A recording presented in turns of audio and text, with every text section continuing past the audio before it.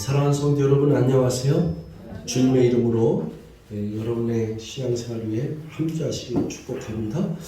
오늘 저와 여러분들에게 들려주실 하나님의 말씀은 디모데전서 6장 3절에서 12절까지 말씀이 되겠습니다. 오늘 말씀의 제목은 믿음의 선한 싸움을 싸우라. 그래서 오늘 말씀의 제목을 우리 가슴에 좀 새기시고 우리 말씀을 큰 은혜가 될 수 있도록 또 성령께서 도우실 줄 믿습니다. 믿음의 선한 싸움을 싸우라. 이 제목의 하나는 믿음, 하나는 싸움을 싸우라는데 어떤 싸움이에요? 선한 싸움을 싸우라. 오늘 이 본문에 있는 말씀은 제가 한 몇 차례 설교를 했던 것 같아요. 하나는 자족하는 마음, 물질에 관한 얘기, 이런 얘기를 좀 했던 것 같고, 그 다음에 이제 또 믿음의 선한 싸움을 싸우라, 이것도 제가 몇 번 이렇게 설교를 했던 것 같은데, 오늘 저와 여러분들이 다시 한번 이 본문에 있는 말씀이 너무 중요하기 때문에 디모데전서의 이제 마지막 장이에요. 6장인데 우리가 잘 한번 상고하면서 큰 은혜가 또 깨달음이 저와 여러분들 있기를 바라겠습니다. 여러분 영적 전쟁이 심하죠. 우리들의 신앙생활 가운데 늘 우리가 영적 싸움을 싸우는 것 같아요. 나는 이렇게 살려고 그러고, 나는 하나님 말씀 붙잡고 날마다 승리하면서 살기를 원하고 감사하고 찬송하면서 살려고 하는데 자꾸 예기치 않은 문제가 터지고 또 유혹에 빠지기도 하고 또 원치 않는 곳에 내가 있고 또 생각지도 못한 일들이 벌어지고 또 누구한테 갑자기 전화하고 이런 일들이 늘 우리의 인생 가운데 이렇게 펼쳐지는 것 같아요. 그러면서도 신앙생활의 여정은 100m 달리기가 아니에요. 신앙생활은 죽을 때까지, 주님 만날 때까지 걸어가는 마라톤과 같이 아주 끈질기게 인내하면서 선한 싸움을 싸우며 달려갈 길을 달려가며 그렇게 걸어가는 신앙생활의 여정일 줄 믿습니다. 그래서 이것을 기억하면서 우리에게 꼭 필요한 것은 결코 낙심하서는 안 돼요. 어떤 일이 있어도 낙심하지 않고 주님을 의지하면서 항상 용기와 소망을 가지고 하나님께 내 인생의 목적을 두고 의미를 두고 항상 승리하면서 살아가야 될 줄 믿습니다. 여러분 질문 하나 던질게요. 하나님은 문제를 내시는 분이에요? 문제를 해결하시는 분이에요?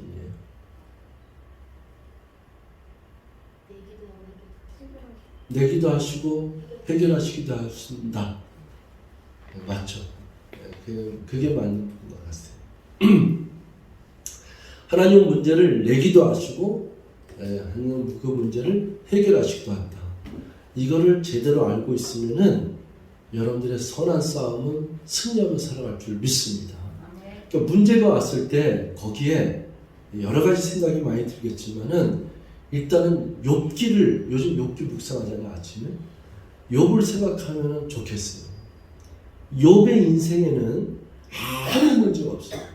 정말 욥기의 1장에 욥의 모습은 너무 축복된, 너무 행복한 한 가정의 아버지로서, 마을의 어른으로서 부족함이 없는 너무나도 아름다운 삶을 살고 있는 평온한 사람, 당대 의인으로 살아가는 평온한 사람이 누구냐면 욥이에요. 그게 1장의 서두에 참 나타나 있어요. 또 시편이나 이런 데 욥을 설명하는데 욥은 또 어떤 인물이냐면은 이 마을 고을에 가면은 마을 사람들이 다 일어나서 그 어른을 갖다가 이렇게 영접하는 것처럼 이렇게 한 옷이 나오셨습니까? 이렇게 다 인사를 받던 존경받는 인물이 있어요. 왜?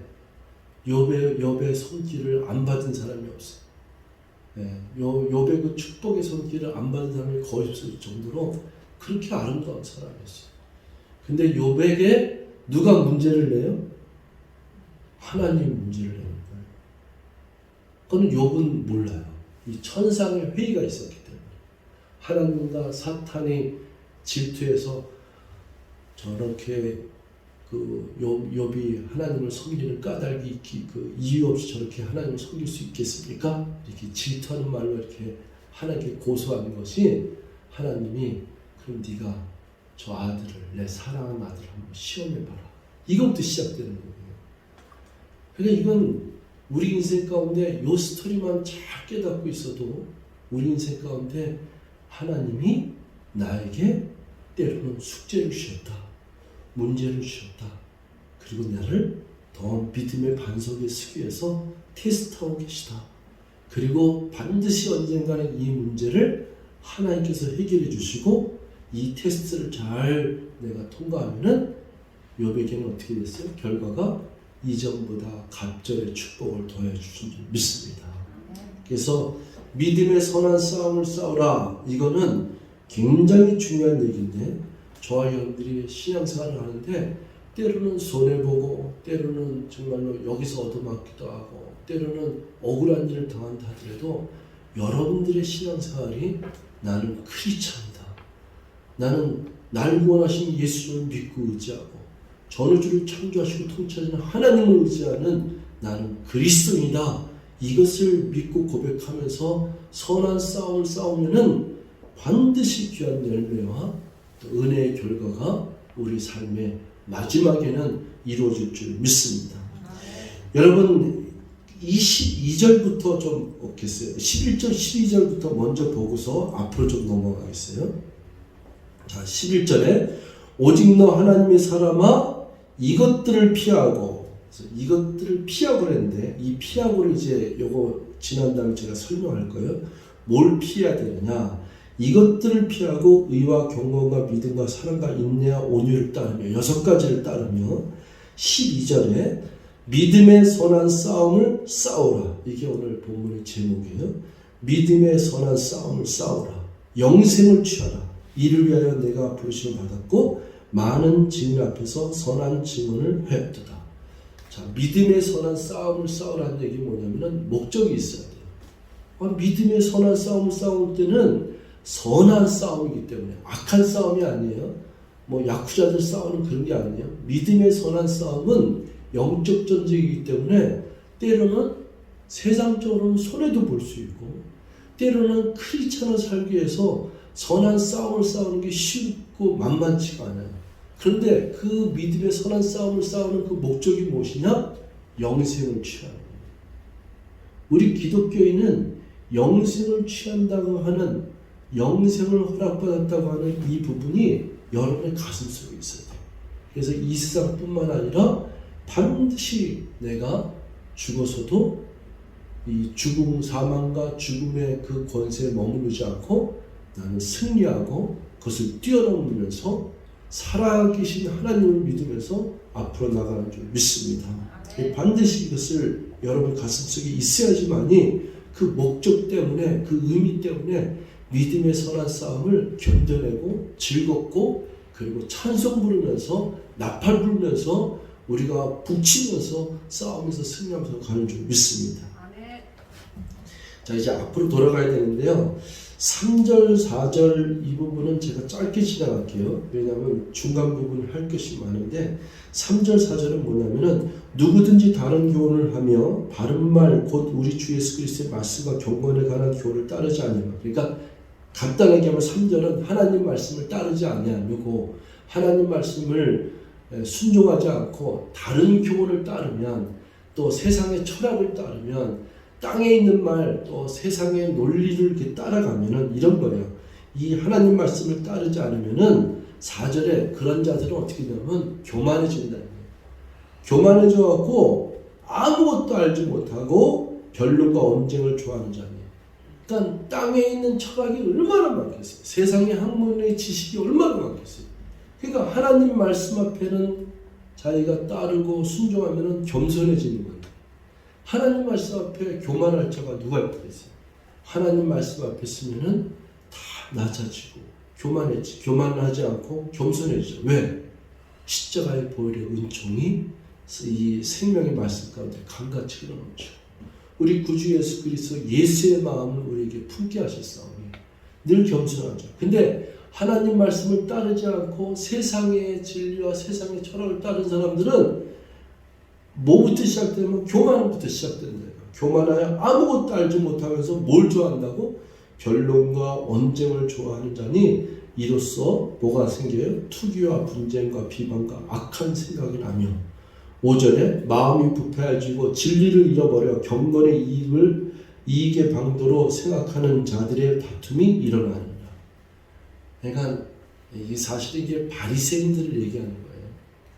그러니까 종교 지도자들도 타락하면은 하나님 말씀을 순종하고 따르기보다는 그들이 기득권 행세를 하면서 땅에 있는 것을 패묻혀갖고 부패하고 타락하여서 경건을 오히려 자기의 이익을 추구하는데 이용한다. 방도로 삼는다. 그 얘기입니다.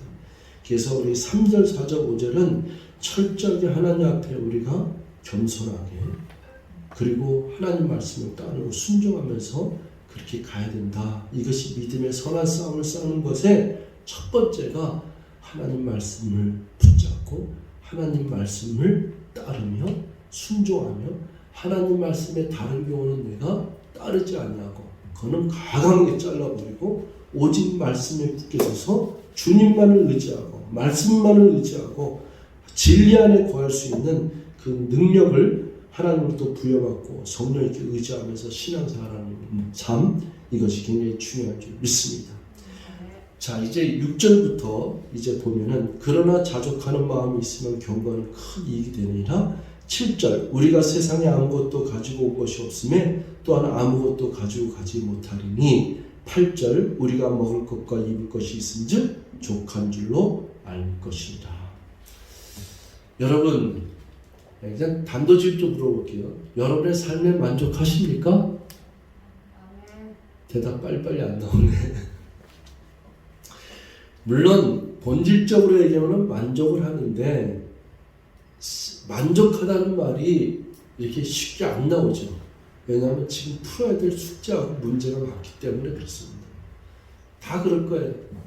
만족하면서도 불구하고 만족하지 못한 거는 풀어야 될 숙제가 너무 많아요. 그러니까 이게 간단하게 하면 빚만 다 갚았으면 내가 만족하겠습니다. 이렇게 얘기하시는 분들 많을 거예요. 뭐 더 이상 안 바라겠습니다. 빚이라도 없었으면 좀 살겠습니다. 이렇게 얘기하는 사람들이 요즘에 현실에 많아요.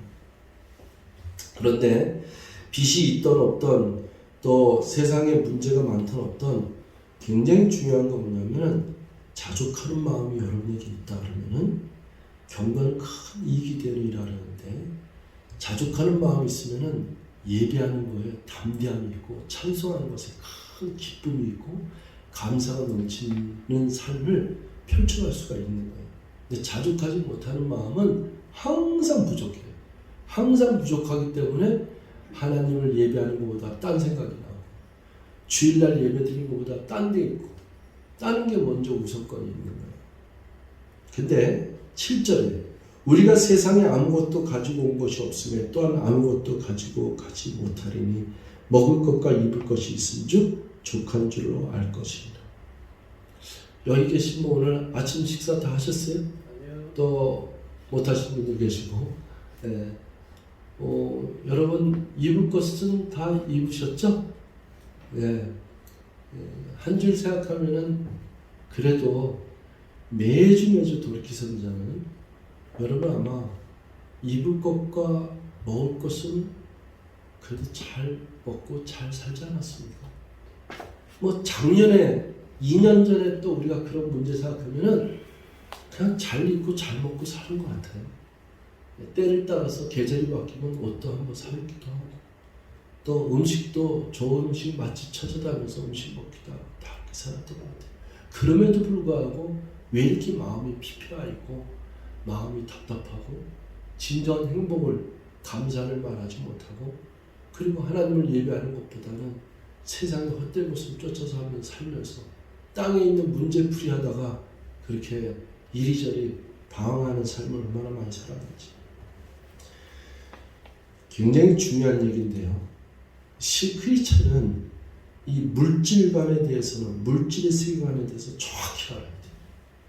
이걸 알아야지만이 어디 가서든지 자신감이 있고 당당하고 그리고 하나님이 나의 주인이고 아버지고 백그라운드가 되는 놀라운 영적 속에서 담대하게 그 손길에 그 발걸음에 하나님께서 놀라운 물질적인 복과 축복을 거듭거듭 내려주시면서 승리하며 살아가는 줄 믿습니다.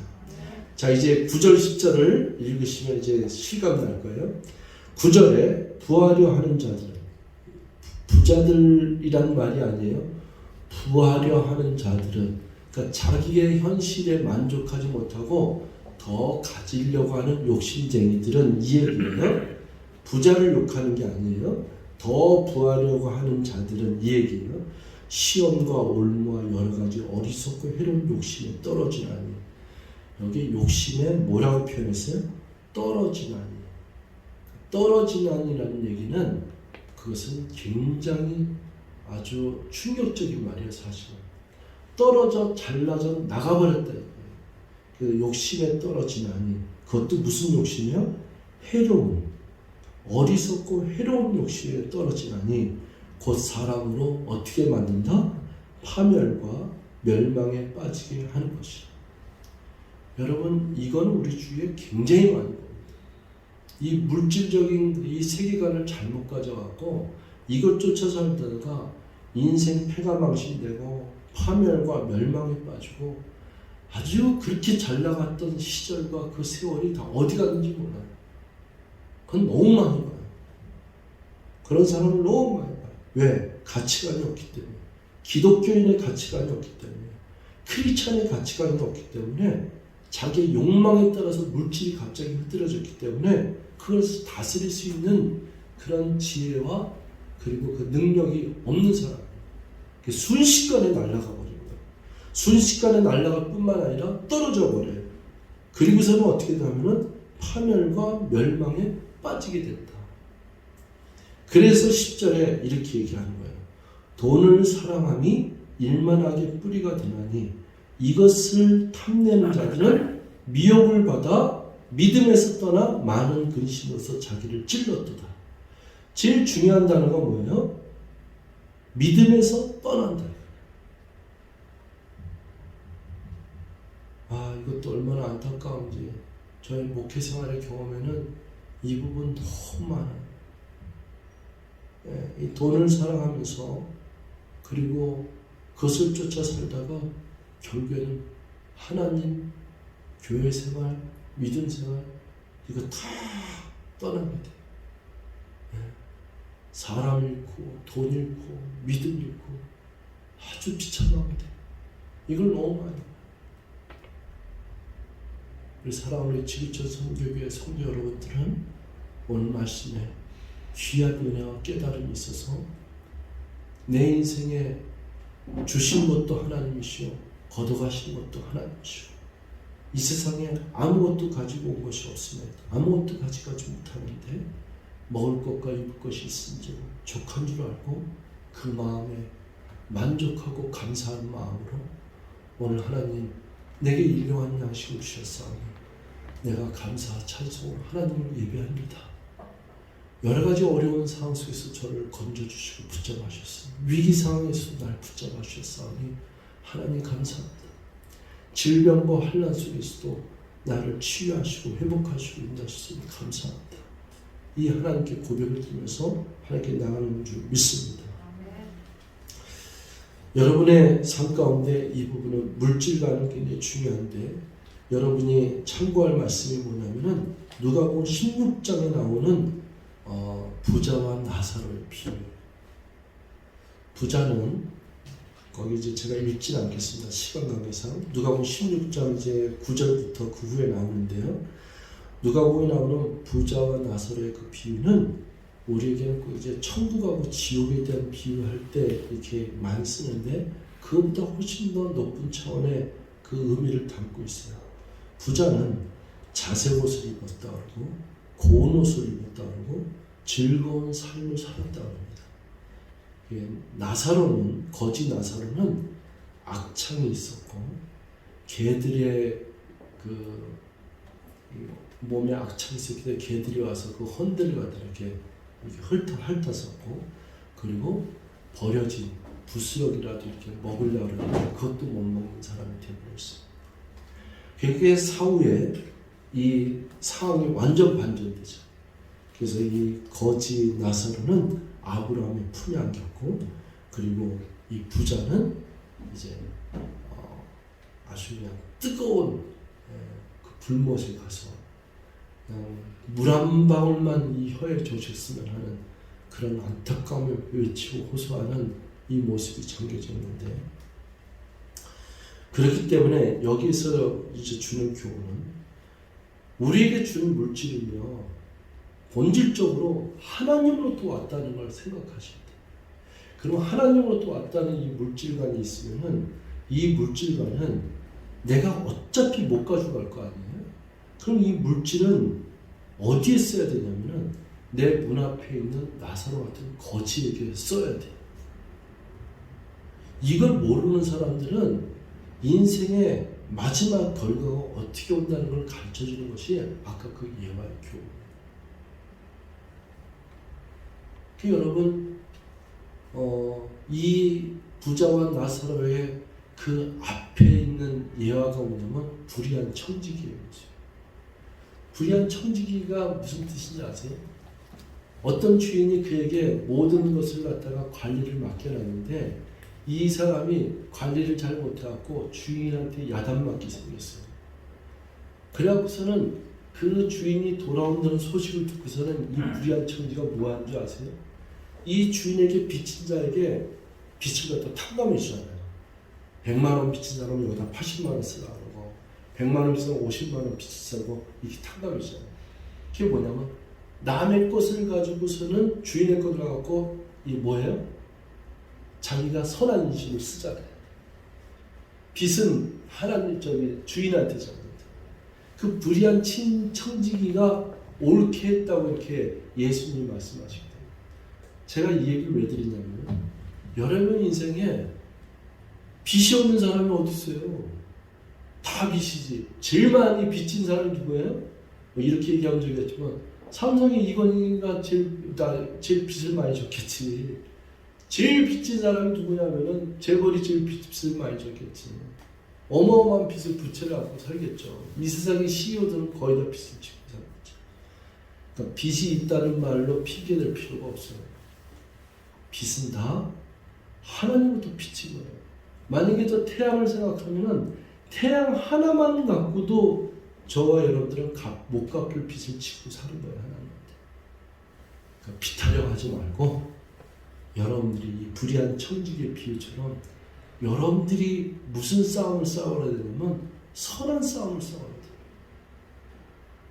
선한 싸움을 싸운다는 게 뭐냐면은 이 물질의 세계관에서 이것을 정말 하나님의 진리한 세계를 터득을 해야 돼요. 나중에 인생이 끝나서 결산하게 되면은 난 빚 때문에 한 번도 다른 사람을 도와준 적이 없고 하나님 앞에 때 헌금도 제대로 못하고 그렇게 살았다 그러면은 무슨 말로 그 인생을 결산하겠습니까? 저는 빚을 졌는지 맞는지 내 인생이 사업이 잘 됐는지 직장생활이 어떤지 모르지만은 나는 그냥 있는 대로 퍼주고 있는 대로 바치고 있는 대로 선교하고 있는 대로 보내고 살았습니다. 그런데 결과는 어떻게 되는지 모르겠습니다. 나중에 인생의 결산이 어떻게 되겠어요? 믿음의 선한 싸움은 이와 같은 거예요. 내가 선한 일에 내 인생의 삶에 오직 믿음으로, 그 믿음이 뭐냐면 하나님을 믿는 믿음이 뭐냐면은 내 인생의 주권이 하나님이고 내 인생의 주인이 하나님이시고 나에 있는 모든 물질의 통치자가 주님이시고 내 인생의 백그라운드는 누구냐? 하나님이라고 고백할 수 있는 자가 이 세상 살아가는 동안에 자신감이 있고 그리고 손을 뻗칠 때 당당히 뻗치고 머뭇머뭇거리지 않고 그렇게 아름다운 삶을 살아가는 거예요. 제가 여러분들한테 교회에서 헌금 얘기를 안 하죠. 하나님의 은혜를 더 강조해요. 은혜가 들고 깨달음이 있으면은 이 부분이 얼마나 잘날지 몰라요. 하나님 앞에 드리는 것을 아까워하는 자들이 이 세상에 다른 사람에게 베풀고 섬기는 것에 아까워할 거야, 안 할 거야? 굉장히 중요한 얘기예요. 본질적으로 이 부분을 깨닫지 못하면은 항상 평생 얻어먹어야 돼. 항상 평생 사람들한테 베풀기보다는 대접받기 위해서 살아야 돼. 제가 그랬죠. 여러분 주위에 여러분에게 도움을 많이 청하는 사람이 많으면은 그건 굉장히 축복된 삶이라고 얘기했죠. 여러분한테 도움을 요구하고 여러분한테 돈을 빌려고 오는 사람이 많으면은 그건 굉장히 복된 사람이에요. 그리고 실제로 그걸 도와줄 수가 있다 그러면 그건 너무 복된 사람이에요. 근데 도움을 청하는 사람이 하나도 없어. 저 사람은 아무리 도움을 줘도 찔러도 뭐 피 안 나올 날 사람이 아니야. 그래서 한 번도 나한테 돈 빌려달라고 하는 사람이 없다? 그건 문제가 있는 사람이에요. 근데 나한테 이렇게 좀 도와주세요. 제가 좀 어렵습니다. 이거는 그 사람에게 그래도 저 사람에게는 도움을 받을 만한 여력이 저분에게는 뭔가 능력이 있다고 생각하기 때문에 그 사람에게 하나님께서 이렇게 공급자로 세우시는 거예요. 이거 쉬운 얘기가 아니에요. 제가 설교하면서도 이거 깨닫기가 평생 걸려요. 제가 설교를 100번 해도 이거 깨닫는 거는 어려워요. 이거 굉장히 어려워요. 이거는 실질적인 삶 가운데 경험하기 전에는 깨닫기. 그래서 제가 이런 얘기를 안 하는 거예요. 그래서 제가 헌금 얘기를 안 하는 이유가 은혜가 들어가야 돼요. 하나님의 은혜가 어느 날 하나님의 은혜가 들어가야지만 이 일이 가능하게 되어 있어요. 그래서 돈을 사랑하면 일만하게 뿌리가 되나니 이것을 탐내는 자들은 미혹을 받아 믿음에서 떠나 많은 뭐라 그래요? 근심으로서 자기를 찔렀도다. 우리 성경에서 부자 청년 이야기 수도 없이 하는데 그 사람의 결과는 뭐냐면 그렇게 많은 걸 가졌는데도 불구하고 결국에 종착역이 뭐예요? 근심. 여러분 이거 참 불행한 거 아니에요? 너무 많은 걸 가졌는데도 불구하고 그 사람의 종착은 뭐냐면 우울하고 근심하고 불안했던 거예요. 내게 있는 거 이거 뺏길까 봐, 이거 사라질까 봐, 손실 날까 봐. 이런 거 보면 어떻게 보면 없는 게 더 자유하죠. 없는 사람이 더 복되게 보이죠. 왜? 자유하니까. 있으나 없으나 어차피 없는 거예요. 이제 11절 오직 너 하나님의 사람아 이것들을 피하고. 그래서 제가 서두 얘기했죠. 뭘 피한다고요? 이것들을 피하고.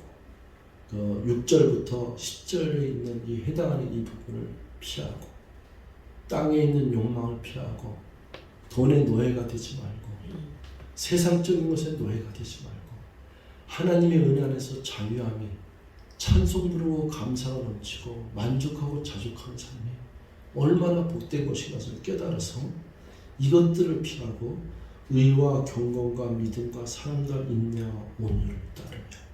성령의 열매죠. 12절에 믿음의 선한 싸움을 싸우라 영생을 쳐라 이를 위하여 내가 부르심을 받았고 많은 칭찬 앞에서 선한 증언을 하였도다. 이제 말씀의 결론을 짓고 이제 말씀을 마치겠습니다. 사랑하는 성도 여러분, 여러분의 인생에서는요 정말 행복한 일을 여러분들이 하셔야 됩니다.